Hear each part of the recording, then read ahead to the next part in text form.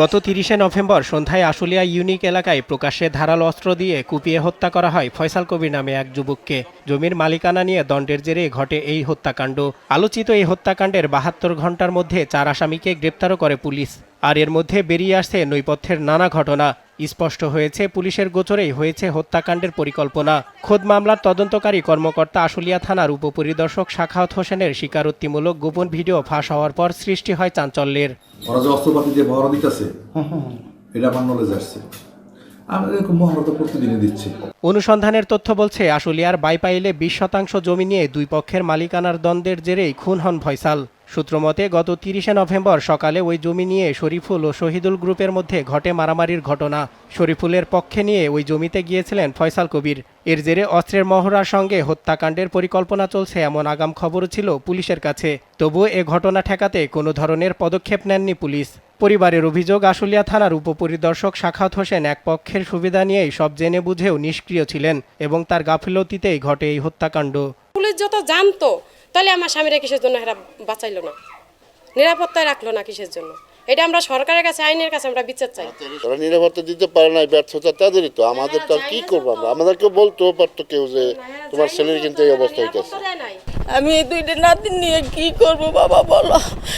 আমি তো আর এই যে অল্প বয়সে বউটা খালি করে লাইছে, আমার বুকটা খালি হয়ে গেছে।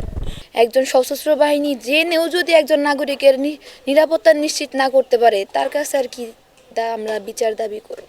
অভিযোগ রয়েছে এর আগে কয়েক দফায় শহীদুল গ্রুপের পক্ষ নিয়ে ওই জমিতে যান এসআই সাখাওয়াত। এক পক্ষের হয়ে অন্য পক্ষের বিরুদ্ধে মামলা দিতেও সক্রিয় ছিলেন তিনি। নৈপথ্যে ছিল মোটা অঙ্কের অর্থের লেনদেন। জমিতে নিষেধাজ্ঞার সাইনবোর্ড নিয়েও অশ্লীল ভাষায় অবমাননাকর মন্তব্য করেন তিনি।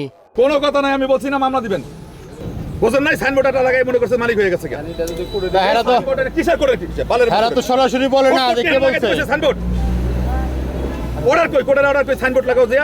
ভিডিও ফাঁস হওয়ার পর থেকে থানা এলাকায় বিচরণ কমিয়ে দেন আশুলিয়া থানার উপপরিদর্শক সাখাওয়াত হোসেন। ৩ দিন অপেক্ষার পর তার দেখা পায় দেশ টিভি। হত্যার পরিকল্পনার আগে জানা সত্ত্বেও কেন পদক্ষেপ নেননি প্রশ্নে চটে যান তিনি।